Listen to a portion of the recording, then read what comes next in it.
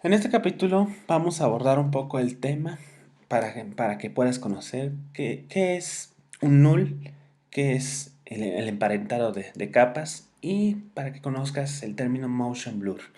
Recordarás en el capítulo anterior hicimos el ejercicio de las aves para comenzar a manejar todas las cuestiones de trayectoria, de composición, etcétera. Entonces, para este capítulo vamos a comenzar a ver cómo es que se trabaja la manera de llevar archivos desde otros programas a After Effects. Para ello, pues vamos a abrir Photoshop. Tengamos un poco de paciencia en lo que abre este programa. Por lo mientras, pues te voy comentando. After Effects habíamos comentado que tiene diferentes maneras de importar archivos. Te puede aceptar archivos PSD, puede ser en una capa como lo hicimos en el ejercicio anterior, o puede ser en capas distintas. Tenemos que aprender a manejar archivos desde Photoshop o desde Illustrator para poderlos exportar y posteriormente importarlos en la interfase de After Effects. Vamos a irnos aquí a Photoshop. Para esto yo lo que haré será abrir un nuevo archivo, una imagen, la buscaré. Esta imagen será esta, un pequeño gallo. Entonces selecciono mi imagen, todo esto es desde Photoshop. En el momento que ya selecciono mi imagen, lo que tengo que hacer para preparar este archivo para animación es separarlo por completo del fondo. Para ello en Photoshop tenemos diferentes maneras de poderlo realizar. Si es que alguna vez o nunca has manejado Photoshop, no te preocupes, aquí vamos a ver cómo es que se hace cada una de ellas. Photoshop tiene distintas maneras o herramientas de selección. Una de ellas la podemos ver aquí de este lado. Puede ser el lazo a mano alzada, la herramienta de lazo poligonal o un lazo magnético. Otra herramienta de selección puede ser el marco rectangular, un marco elíptico. Podemos tener una simple línea horizontal o una simple línea vertical. También podemos manejar por selección por varita mágica. Puede ser la típica varita mágica o una varita mágica que nos vaya seleccionando poco a poco los píxeles. Otra manera de poder hacer selecciones directas en Photoshop es mediante el uso de la plumilla. Podemos seleccionarla de esta manera. Aparece plumilla que nos sirve para generar nuevos trazados. Podemos generar un dibujo a mano alzada con plumilla, agregar nodos, quitar nodos o convertir el arco de la curva. También podemos generar selecciones a partir de formas ya predefinidas de Photoshop mediante el uso de vectores. Habíamos visto en una lección anterior qué es un vector. Habíamos comentado, un vector es un lenguaje matemático regido por coordenadas matemáticas, justamente de un punto hacia otro punto. Es una trayectoria, una línea. Entonces, cuando tú generas un vector, lo generas de esta manera. Principalmente pones un punto inicial y puedes dar otro punto. Es muy parecido a la trayectoria que habíamos visto en After Effects. Sin embargo, puedes dar un punto inicial y si das clic sostenido, esta curva puede irse cambiando. De esta manera podemos ir seleccionando poco a poco los elementos que necesitemos. La diferencia, pues, entre un mapa de VIPs y una imagen vectorial es justamente esto. Un mapa de VIPs se compone de muchos píxeles. Cada uno de estos, como lo podemos ver aquí, tiene un código diferente de color RGB. Seleccionaré aquí para que veas cómo varían los colores RGB. Entonces, mejor aquí, información. Si te das cuenta, aquí nos aparecen todos los valores. Ahorita nos vamos a regir solamente por RGB, ya que estamos haciendo archivos, pero para cuestiones visuales, cuestiones digitales. Si nuestra intención fuera generar archivos para impresión, entonces nos regiríamos por el CMYK. En este momento solamente con RGB. Vamos a ver cómo es que se modifica. Cuando tú colocas el cursor sobre cualquiera de estos píxeles, por ejemplo, este verde, que viene siendo nos está diciendo que tiene un valor. Vas a ver aquí cómo va a cambiar estos valores. Entonces nos está diciendo R corresponde a rojo, G corresponde a verde y B corresponde a azul. Entonces, tenemos un valor de rojo de 87, verde de 87 y azul de 59. La diferencia entre los colores CMYK y los colores RGB podríamos llamarlos como colores pigmento y colores luz. ¿Por qué? Esto está basado en la cuestión visual del espectro óptico.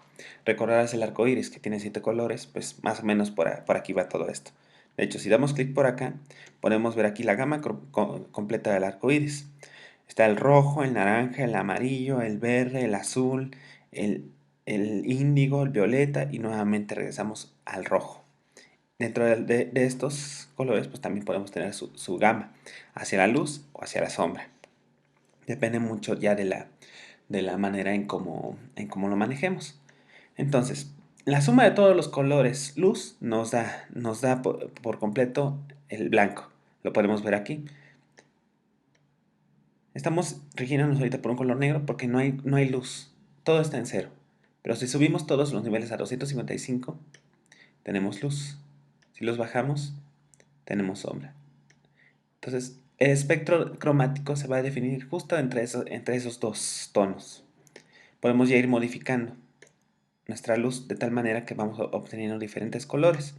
Si esto fuera un CMYK, cuando tú juntas todos los colores, pigmento, en este caso es cian, magenta, amarillo y negro, lo que obtienes es un negro total.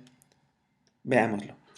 Está al 100%, 100%, 100%, en 100%. De esta manera tenemos un negro completo. Pero cuando no hay colores pigmento, lo que va a pasar es que todo se va a ir hacia el blanco. Entonces, igual, nuestro espectro cromático va a ser distinto aquí. Este tipo de colores se llaman colores aditivos y colores sustrativos. También podríamos llamarlo de esa manera. Vamos a trabajar ahorita solamente con RGB, como ya habíamos comentado. Podemos ver aquí ya, como ya había comentado, diferentes tonos, diferentes colores y niveles dentro del espectro cromático. Me regresaré un poco. Vamos a alejarnos para ver la imagen completa nuevamente. Si te fijas, llega un punto en donde los píxeles se van fundiendo para construir a su vez colores, son tonos. De esta manera es como se construye un mapa de bits, por eso son bitmaps. ¿Cuál es la diferencia con una imagen vectorial? Una imagen vectorial está creada pero solamente justamente por lenguaje matemático. No hay vectores. Estos son vectores. Cada uno de ellos son nodos. Estos puntos que vemos son nodos y tenemos líneas que se mueven entre ellos para converger y generar una imagen. Entonces, ¿cuál es la diferencia entre usar vectores y usar mapa de bits? Cuando usamos mapa de bits podemos tal vez tener un poco más de libertad en cuanto a tonos, en cuanto a imágenes, incluso podemos utilizar fotografías, etc. Casi todo lo que conocemos está hecho en mapa de bits. Pero tenemos una gran desventaja. Si nuestra imagen o nuestro mapa de bits no tiene la suficiente resolución como para poder generar archivos de gran formato. Por ejemplo, cuando trabajes haciendo archivos para cine o para un formato Full HD, estamos hablando de 1980 píxeles por 1280 aproximadamente. Para ese tipo de proyectos necesitamos tener muy buena resolución o archivos de muy buen formato.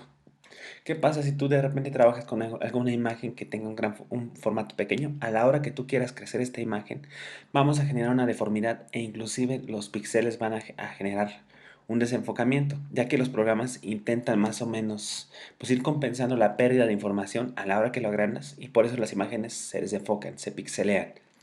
En el caso de una imagen vectorial, no tenemos eso. Lo que pasa con una imagen vectorial es que podemos crecer y decrecer y nunca se va a deformar. Nunca vamos a ver que los bordes tengan, que los bordes se pixelen o que nos genere ese tipo de problemas. Por eso es que muchas imágenes también están hechas en formato vectorial, pero sobre todo cuando son pensadas para imprimirse en gran formato, estamos hablando de espectaculares. En este caso, pues trabajamos solamente con un mapa de bits. También hay otra cosa que debes tener muy en cuenta. Cuando tú trabajas una imagen desde Photoshop, debes tomar en cuenta estos aspectos. Uno, vamos a seleccionar aquí tamaño de imagen. Que nuestra imagen no sea tan grande. ¿A qué me refiero con esto? Por ejemplo, si yo deseo meter esta imagen en After Effects, posiblemente el programa sí funcione y posiblemente yo pueda trabajar con esta imagen bastante bien.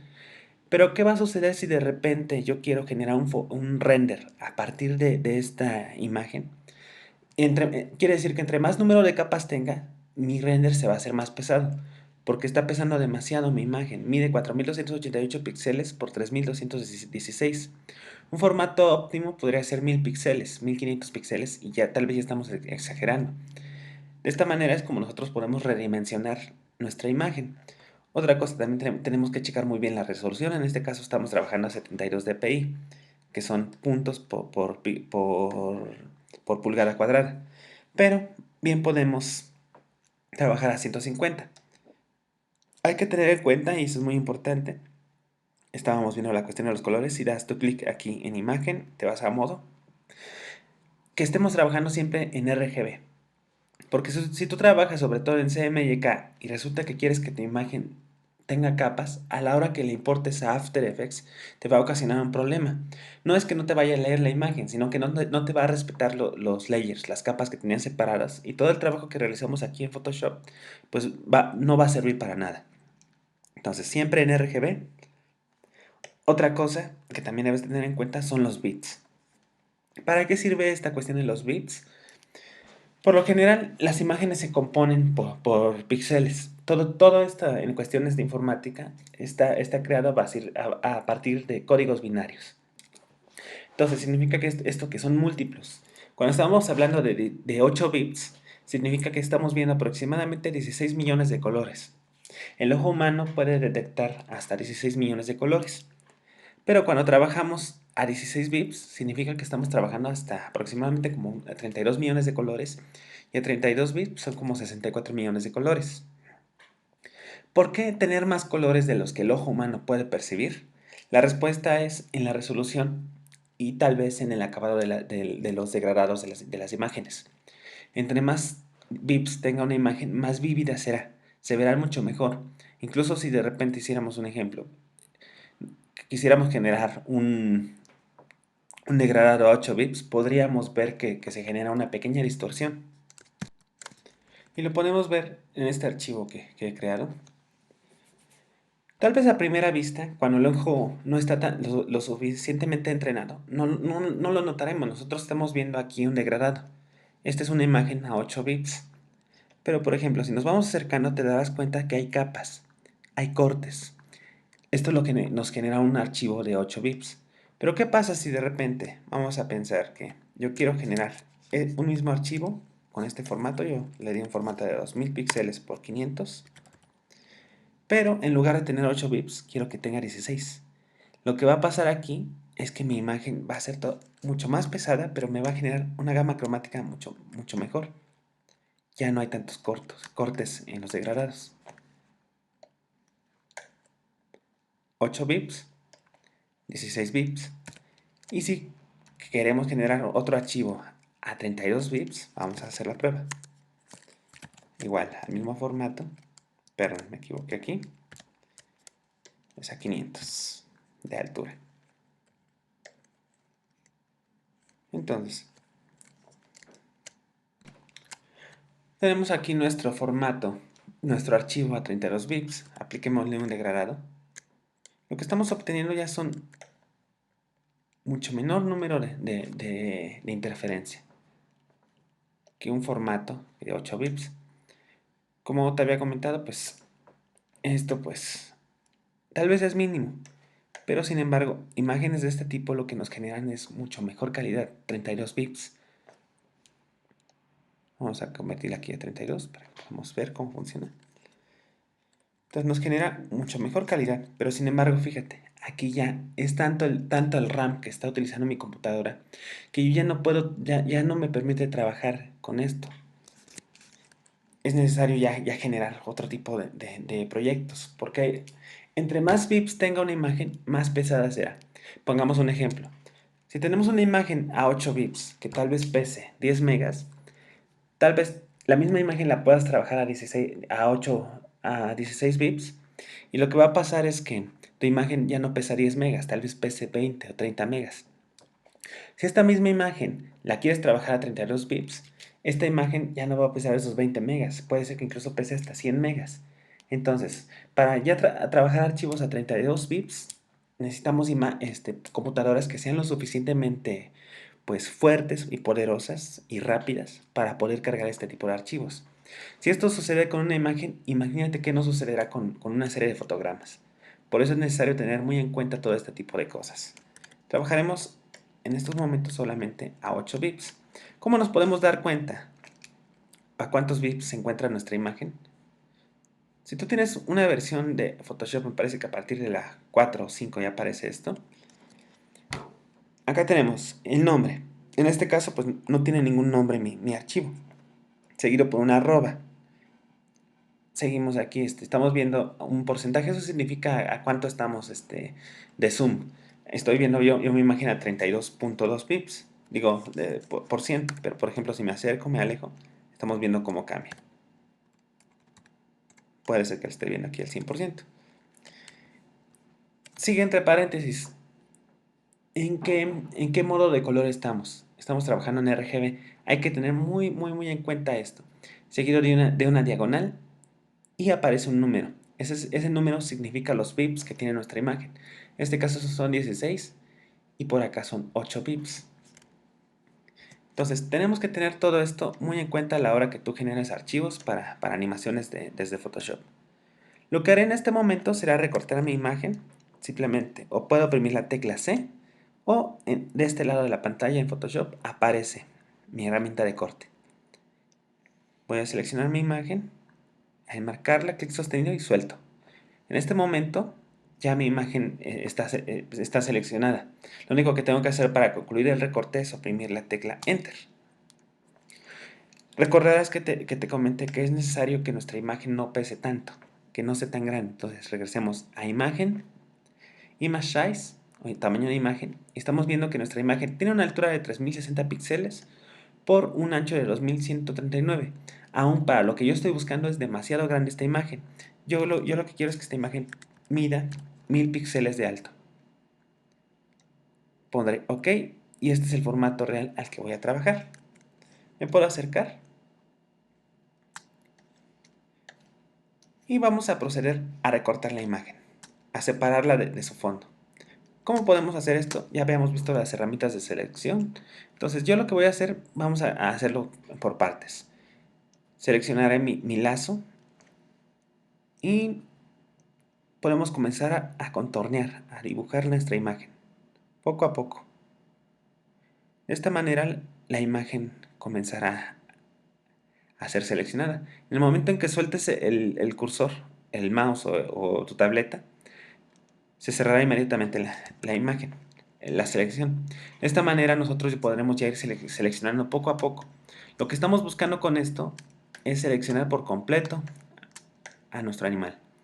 ¿Cómo podemos añadir más mascarilla o más selección a esta que ya teníamos hecha anteriormente?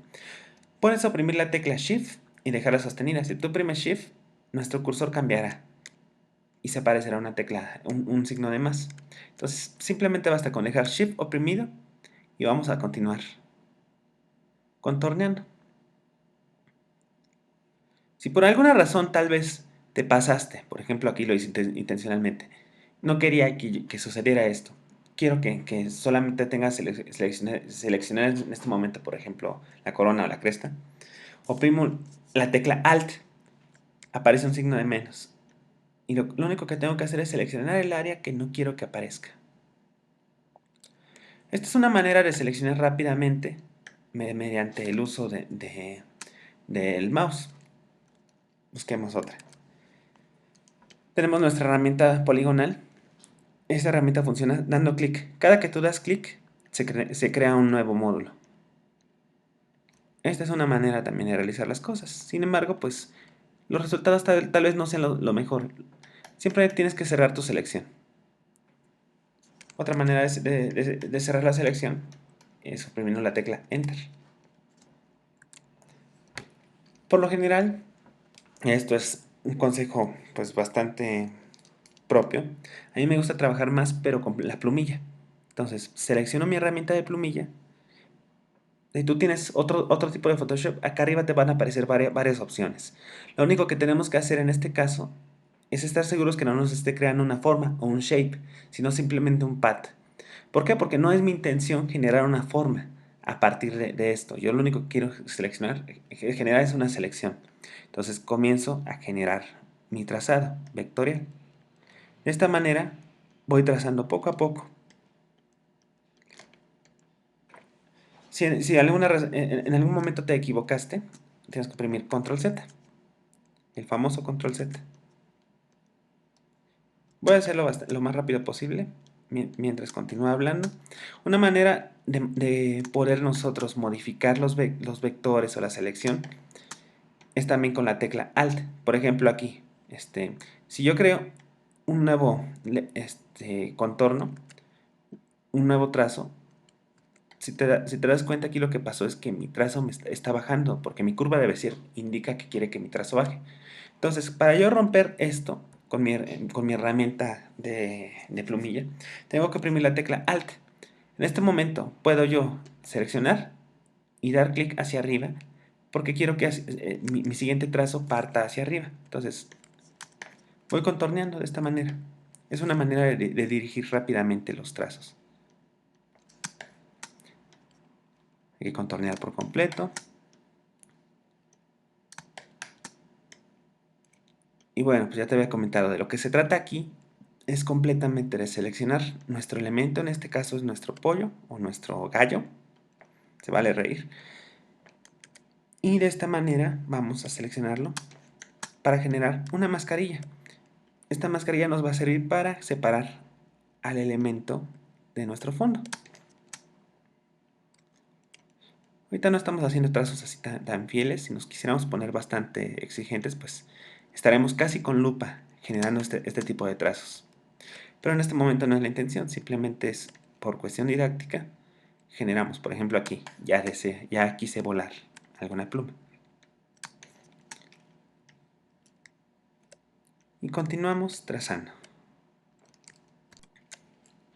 Ya una vez que estés a punto de terminar el trazo, recuerda que siempre lo mejor o lo que tienes que hacer es cerrar nuestro trazo.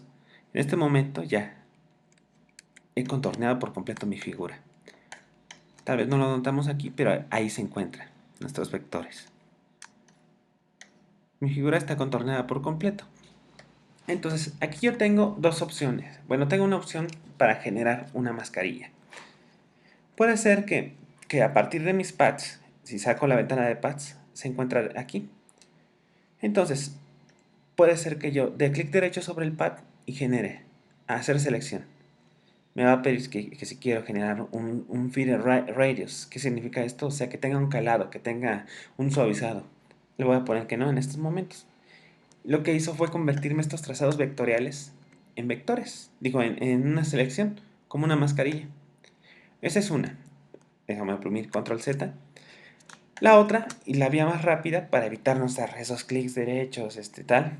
Vamos a, simplemente ya que tengamos seleccionada nuestro contorno, oprimamos Control Enter. En el caso de Mac sería Comando Enter. Lo que obtenemos por resultado ya es la selección realizada. Lo único que voy a tener que hacer aquí será copiar y pegar con Control C, Control V.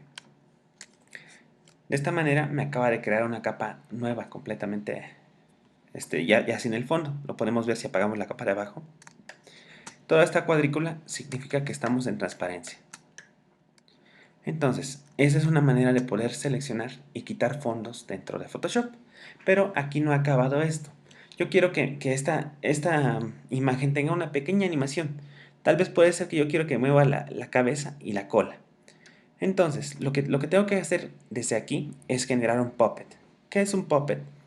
Un puppet es un elemento, es una especie como de marioneta. Pensemos que tal vez estos son como papeles. como cartones. A lo mejor el cuerpo o el torso junto con las patas puede ser uno, la cola puede ser otro y la cabeza puede ser otro. Entonces, yo lo que tengo que hacer aquí, voy a nombrar este como general. Por general, pues me refiero a que será mi imagen general, la básica que tengo. Entonces, aquí yo tengo que clonar mi imagen. Hay dos maneras de clonar una imagen. Una, puede ser que yo le dé clic sostenido y la arrastre hacia el icono de crear nueva capa. Automáticamente se clonó. Otra manera de clonar una imagen es oprimiendo la tecla Alt, dejándola sostenida y dando clic sostenido y soltar. Y una tercera es simplemente seleccionando nuestra capa y oprimiendo Control J o Comando J. Automáticamente tenemos ya una capa clonada. Lo único que tengo que hacer aquí es esconder mi imagen original, mi carpeta, mi pollo. Y lo que voy a hacer aquí es solamente seleccionar la cabeza. Para ello, esta vez lo haré con mi herramienta de selección a mano alzada, mi lazo. Entonces, selecciono mi herramienta de mano alzada, de selección de mano alzada, y comienzo a delinear. Comienzo a crear la capa, poco a poco. Tal vez decido que a partir de aquí es donde se genera ya el cuello del animal. En cualquier momento puedo manejarlo si yo he dejado oprimido la tecla espaciadora y suelto. Y automáticamente lo que sucedió es que ya tengo una selección. Entonces lo único que tengo que hacer aquí es eliminar todos los elementos que no me sirven. Para voltear mi selección tengo que oprimir Comando, Shift, I o Control Shift, I. Y elimino con mi tecla de suprimir o de backspace. De esta manera ya tengo la cabeza separada del pollo, de la gallina, perdón, del gallo. Me estoy confundiendo por completo. Ahora, lo que necesito separar es la cola también. Entonces, clono mi capa y tengo que seleccionar en estos momentos la cola. Vamos a hacerlo de esta manera.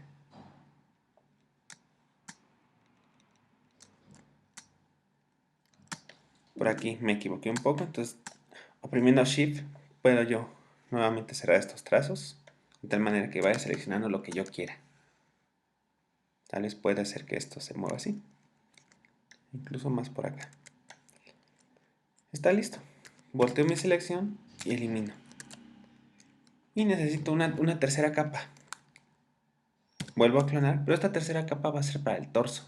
Vamos a nombrarlos de una vez. Esto es cola, esta es la cabeza y esto es torso. ¿Qué necesito quitarle al torso? Pues simplemente a lo mejor necesito crear aquí una pequeña curvatura. Seguimos hacia abajo. Y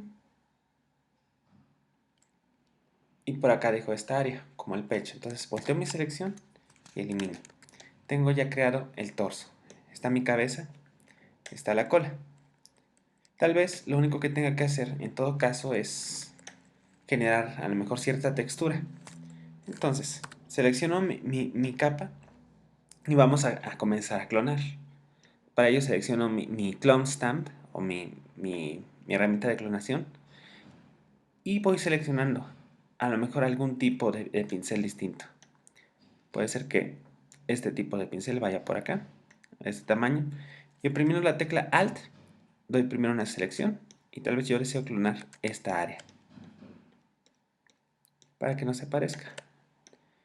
Incluso tal vez puede ser que yo desee clonar esta textura para generar cierta curvatura.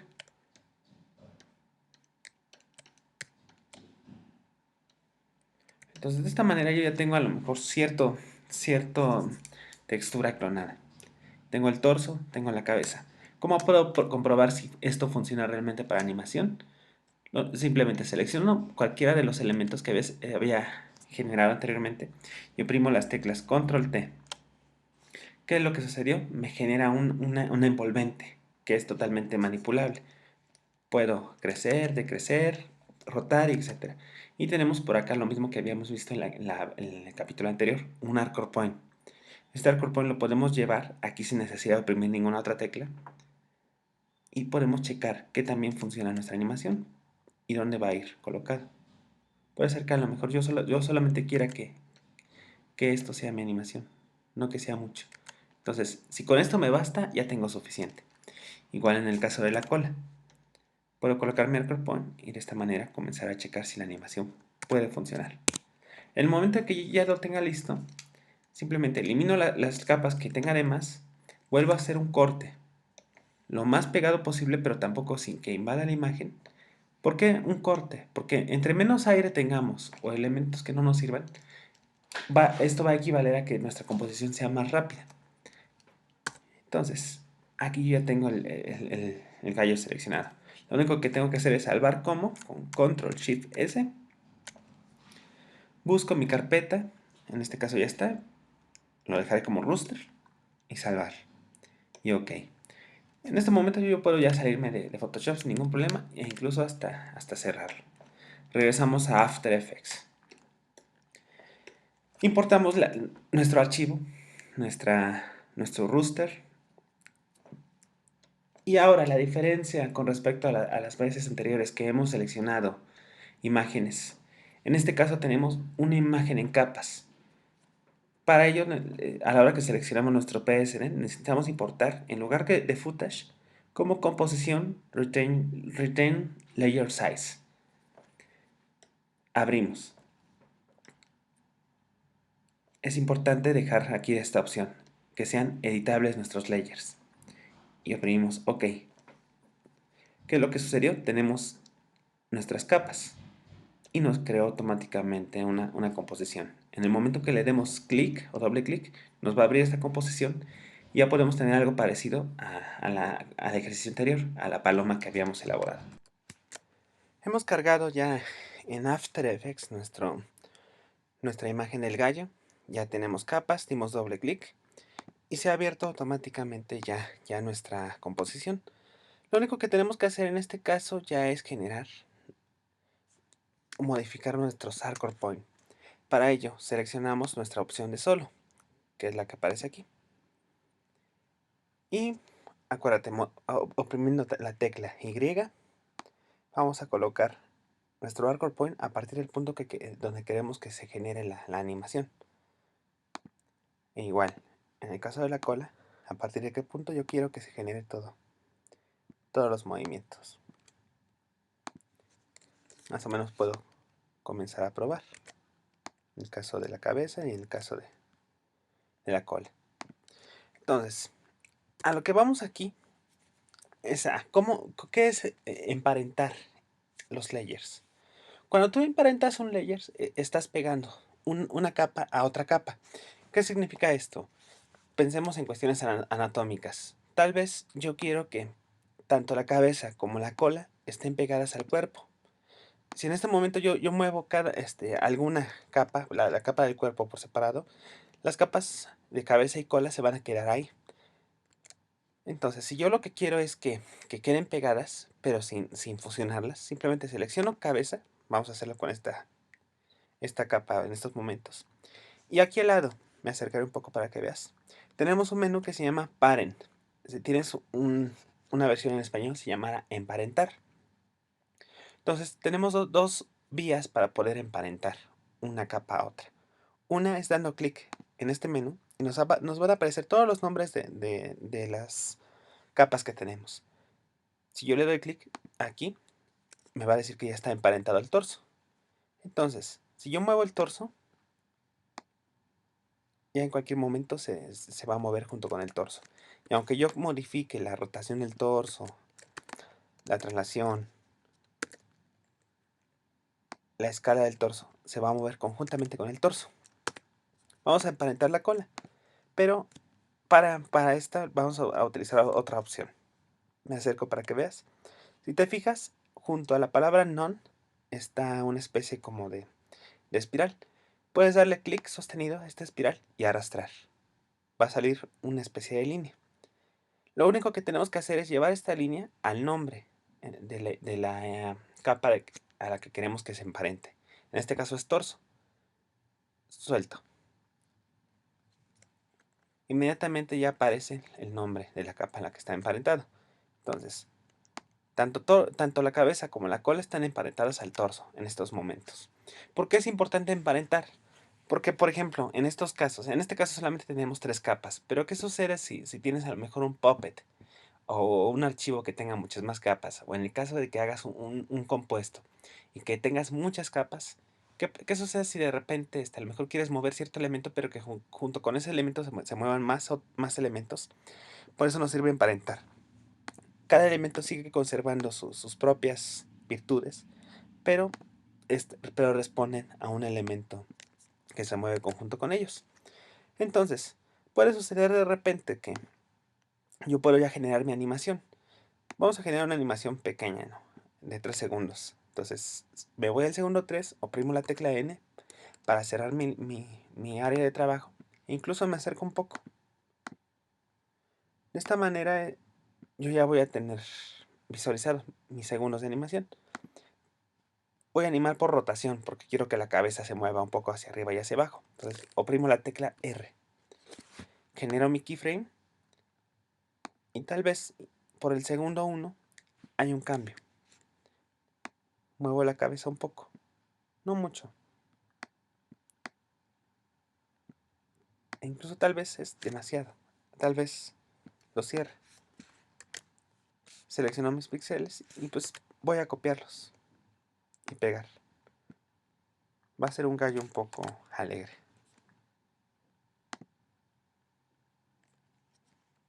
Tenemos aquí una animación muy básica. Pero ya estamos viendo que está respondiendo nuestro personaje. Igual tal vez quiero mover la cola. Entonces, igual por rotación puedo animar. A lo mejor quiero que se agite un poco más esta cola.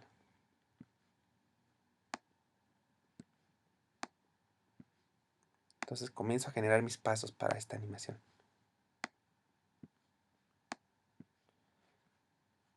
Y tal vez no quiero que esté al principio. A lo mejor llevo estos keyframes en medio. Ya tengo por ahí una pequeña animación. A lo mejor me falta regresar a su posición original. Ahí está.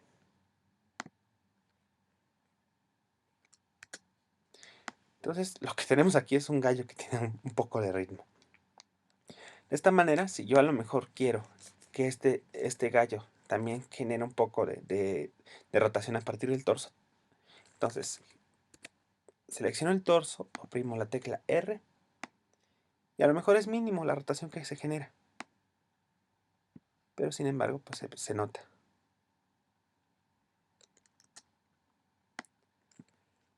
Y bueno, esto es el tema de emparentación. Hay otra opción que se llama objeto null. ¿Qué es un objeto null? Un objeto null es algo que no existe, pero simplemente puede sentirse que está ahí ya que sirve para controlar a otras capas. Un objeto null es un cuadro que está en transparencia en cero.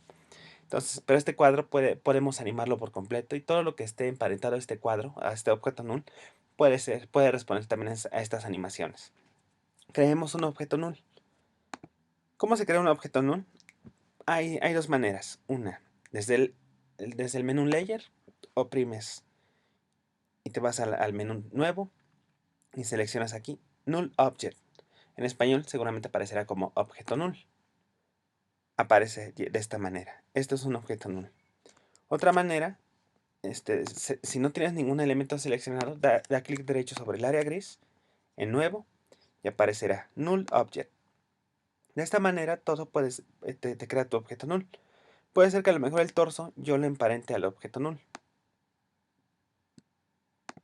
Entonces, todo va a responder a un objeto null. ¿Por qué me sirve esto o para qué me sirve? Pensemos que este formato es más grande. Una manera de agrandar un formato es con el shortcut Control K. Con Control K lo que haces es abrir las opciones de tu composición. Nos está diciendo que tiene una altura de 934 píxeles por 573. Tal vez yo quiero que sea 1200 de ancho. Entonces, de esta manera, mi objeto null ya podemos ver cómo funciona. puede ser que yo le anime a este objeto null la posición.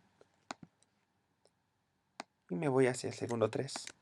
A lo mejor no camina mucho, pero aparte quiero animarle la escala. Entonces, oprimo escala al 100% en el segundo 3. Y por acá quiero que sea una escala menor. Entonces, de esta manera, yo ya tengo una animación, pero toda modificada por objeto null. Tal vez quiero que crezca muy rápido. Entonces, puede ser que esto se vaya desde un 0%. A lo mejor llega acá al 100% en el segundo 1,5. Pero a lo mejor quiero que se genere un rebote. ¿Cómo puedo generar un rebote? Creo unas copias de estos keyframes que ya tenía. Y me posiciono aproximadamente en medio de los dos keyframes. Y modifico la escala. Puede ser a 120. Enter. Entonces, esto lo que me generó fue un rebote. Muy básico. Perdón por mi RAM, no está funcionando lo suficientemente bien. Pero aquí tenemos el rebote.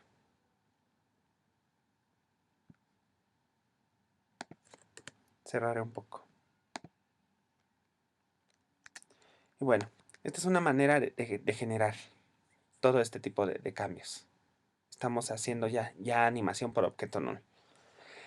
Y un tercer tema que abordaremos en este capítulo es el motion blur. ¿Qué es el motion blur? Traducido puede ser como desenfoque de movimiento. Un desenfoque de movimiento es algo que emula la realidad. Haz la prueba, tú que estás sentado frente a tu computadora. Mueve rápidamente tu mano. Vas a ver cómo se desenfoca. Y entre más rápido lo muevas, más rápido más desenfoque va a generar. Esto responde mucho al tipo de luz que tenga uno. Responde mucho también a la velocidad a la que muevas tu elemento. Nosotros podemos emular ese tipo de desenfoque de movimiento dentro de los programas de animación. En este caso, por ejemplo, After. Vamos a generar una nueva composición. Esta nueva composición, pues la pondremos al formato que gustemos. Y OK.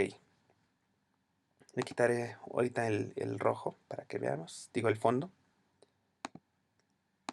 La pondré al 100% y jalaré al gallo. Puede ser que este gallo esté muy grande. Entonces, tal vez puede ser que incluso solamente jale alguna parte del gallo, a lo mejor la cabeza. Tal vez esta cabeza yo quiero que esté animada en posición. Y pues no haremos la animación tan grande, a lo mejor en un segundo y medio apenas. No, perdón, en un segundo. Que en un segundo esta cabeza vaya de un punto a otro. Entonces, posición, keyframe inicial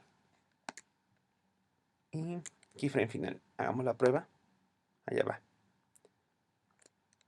No estamos viendo aquí ningún desenfoque de movimiento. No hay nada. Simplemente es la imagen que se mueve. Pero ¿qué pasa? Si yo quiero añadir desenfoque de movimiento a esto, lo único que tengo que hacer acá es seleccionar este menú que aparece como círculos. Se llama Motion Blur. Y lo doy de alta. Pero con eso no basta. Arriba aparece también otro menú que es para activar todos los Motion Blur que tenemos. Damos clic y estamos viendo ya cómo está respondiendo nuestro elemento. Veamos cómo funciona. Con Motion Blur y sin Motion Blur. Entonces, quiere decir que entre más fuerte sea nuestro movimiento, más fuerte va a ser el Motion Blur. Más rápido va a ser el Motion Blur. Veamos cómo funciona. Bajaré un poco la resolución. Ahí está el Motion Blur. Sin Motion Blur. Incluso tal vez puede ser que más rápido sea esto. Coloco el Motion Blur. Y estamos viendo ya que es bastante rápido. Estamos viendo ya mucho desenfoque. Entonces, este tipo de opciones nos sirven para emular a la realidad. El problema que tenemos es que un Motion Blur nos va a generar una gran carga de RAM. ¿Qué significa esto? Que si nuestro render a lo mejor puede tardarse 10 minutos, si tú añades Motion Blur, tu render puede incluso duplicar el tiempo, dependiendo también el número de capas que tengan el Motion Blur. Puede ser que incluso tarde 15, 20, 30 minutos este render, el mismo render que duraba unos 10 minutos. Pero bueno, espero que te haya gustado. Claro, de cualquier manera, si estás en la opción de asesoría, pues sabes que puedes pedir ayuda en cualquier momento. Así terminamos este capítulo.